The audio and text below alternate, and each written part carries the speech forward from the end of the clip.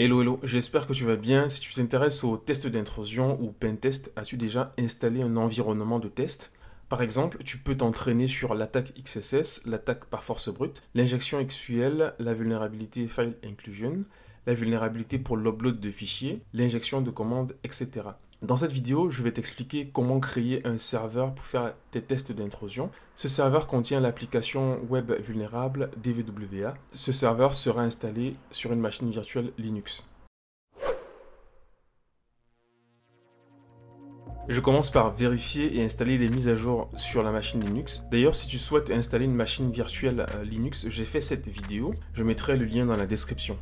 Cette étape va prendre quelques minutes. Ensuite, j'installe le serveur web Apache, qui est un outil gratuit. Dès que l'installation est terminée, je démarre un navigateur web, puis j'essaye de me connecter avec l'adresse IP du serveur. Ah, il y a un souci car le serveur ne démarre pas. Je vérifie si le service Apache 2 est bien démarré avec la commande sudo service Apache 2 status. Tu peux constater qu'il faut démarrer ce service. Je démarre donc le service Apache 2, puis je reviens sur mon navigateur web afin de vérifier que le serveur web est bien accessible. Je continue avec l'installation de MySQL qui est un gestionnaire de base de données. C'est également un outil gratuit. Je définis le mot de passe. La prochaine étape consiste à définir la complexité du mot de passe. Je réponds oui à cette première question. Donc ici, je vais définir la politique de mot de passe. Je sélectionne Medium dans cet exemple. Ensuite, je définis le mot de passe. Je valide la création de ce mot de passe. Ici, je supprime les comptes anonymes. Puis, je désactive l'accès à distance avec le compte superadmin root. Je supprime la base de données de test. Ensuite, je recharge la configuration.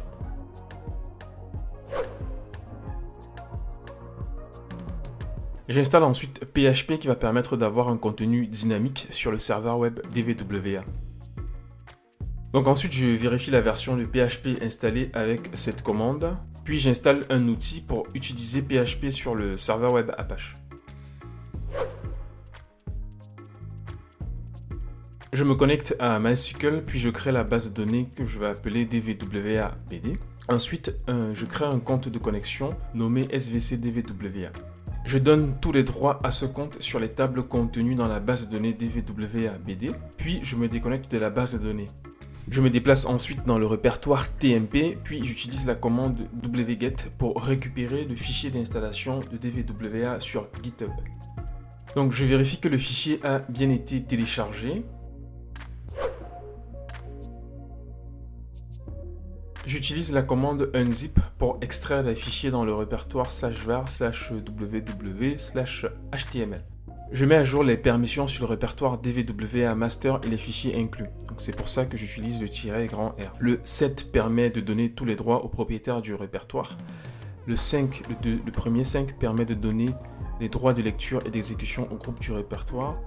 Le dernier 5 permet de donner les droits de lecture et d'exécution aux autres utilisateurs. Ensuite, la commande chown permet de changer le propriétaire et le groupe sur ce répertoire. Ensuite, je me déplace dans le répertoire config avec la commande cd. Je renomme le fichier config.inc.php.dist par config.inc.php, qui est le fichier de configuration de DVWA. Avant de poursuivre l'installation, si c'est ta première fois ici et si tu aimes ce contenu, n'oublie pas de liker la vidéo. Je travaille dans la cybersécurité depuis quelques années et je partage quelques astuces sur ce domaine et sur les technologies en général. Je publie 1 à 2 vidéos par semaine. Je vais ensuite modifier le fichier config.inc.php. Je commence par modifier le nom de la base de données à utiliser. Donc c'est la base de données que nous avons créée précédemment. Ensuite, je modifie l'identifiant et le mot de passe pour se connecter à la base de données. Dès que j'ai terminé, j'enregistre et je ferme le fichier. Donc ici, je vais modifier le fichier de configuration de PHP. J'active la prise en compte des chemins distants. Je redémarre ensuite le service MySQL, puis je vérifie son statut. Je redémarre aussi le service web, puis je vérifie son statut. Tu peux ensuite aller sur cette URL et vérifier si tu as des erreurs ou des modules manquants. Ce sont généralement les messages en rouge. L'adresse IP ne sera pas la même sur ton PC. Donc il manque un module, je vais installer le module PHP pour MySQL.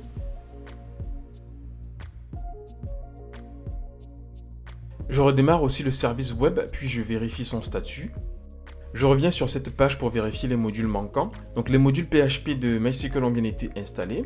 Il reste à installer le module PHP pour le CAPTCHA.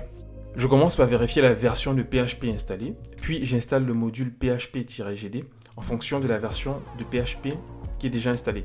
Donc ici ce sera PHP 7.4-GD.